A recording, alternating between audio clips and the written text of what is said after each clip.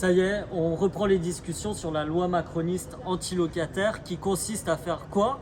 En sorte qu'un locataire qui a des difficultés par exemple à payer son loyer, eh bien il va risquer tout simplement la prison ferme. Donc on est dans une sorte d'absurdité où on va criminaliser des millions de personnes.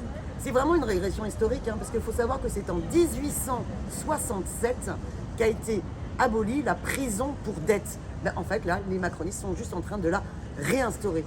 Donc c'est très rétrograde. D'ailleurs, Victor Hugo lui-même, c'était un de ses combats à travers des personnages comme Jean Valjean. Et puis il y a d'autres dispositions qui arrivent, qui vont être proposées par les Républicains et aussi par le Rassemblement national, notamment le fait qu'une pauvre personne qui aurait trouvé un abri dans un bâtiment de bureau vide, et il y en a 4 millions de mètres carrés rien qu'en Île-de-France, eh bien il va risquer la prison, d'être considéré comme un voleur, comme un squatteur, et en plus, il n'aurait pas le droit ensuite de faire une demande de logement social, de droit au logement opposable, d'APL et même d'appeler le 115. Donc en gros, on est en train de condamner des gens à la mort sociale et à la mort à la rue.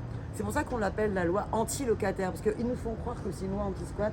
Vraiment, t'imagines si tu as un appartement secondaire, Voilà. et tu pars en vacances, tu reviens, on t'a pris ton logement par des squatteurs. Oh là là.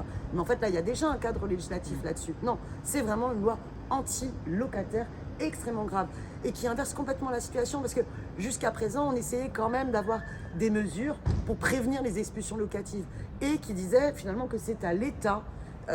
L'État a l'obligation, par la loi sur le droit au logement opposable, de garantir à chacun un logement. Et en fait, quand vous êtes sans logement, quand vous êtes dans la galère du logement, c'est parce que l'État est en faute, l'État est en tort. Et là, ils sont en train de faire une grande régression.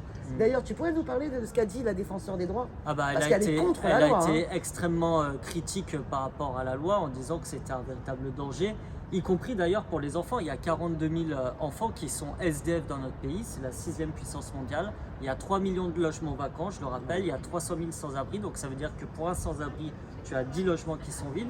Et ce que tu disais est très juste, c'est-à-dire qu'on assiste à une sorte d'alliance de syndicats de multipropriétaires entre les macronistes et le Rassemblement national, tant et si bien que même les ministres du gouvernement sont complètement dépassés par les événements. Ils essayent de retirer des amendements dont ils voient bien que juridiquement ça va trop loin. Et pourtant, l'alliance des députés Renaissance avec les députés Les Républicains et Rassemblement national fait que les amendements passent. Donc on est sur quelque chose de très dangereux qu'on va continuer à combattre dans l'hémicycle avec nos camarades Thomas Porte, William Martinet et les autres, et bien sûr avec toutes les associations qui se mobilisent. Et la bataille, elle continue, hein, parce que donc aujourd'hui, c'est le débat à l'Assemblée nationale, mais après, ce texte de loi, il doit faire son chemin au Sénat, puis revenir à l'Assemblée. Donc impliquez-vous dans les rendez-vous de mobilisation.